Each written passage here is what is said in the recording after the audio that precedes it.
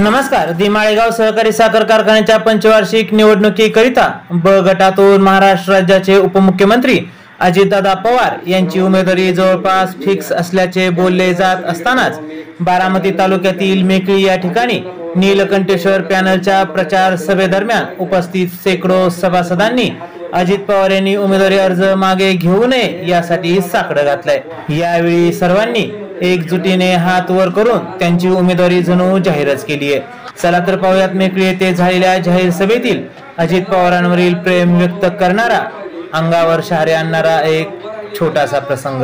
आणि सर्वांना एक विनंती करतो, मीडियाला कॅमेरे जरा सगळीकडे फिरवा. मी एक सगळ्यांना विनंती करणार आहे की अजितदादा पवार साहेबांनी ब वर्गातला जो फॉर्म भरलाय तो आपल्याला कायम ठेवायचा आहे का, ते ठेवायचं ज्याचं म्हणे त्याने हात वर करा, ठेवायचं आहे म्हणून.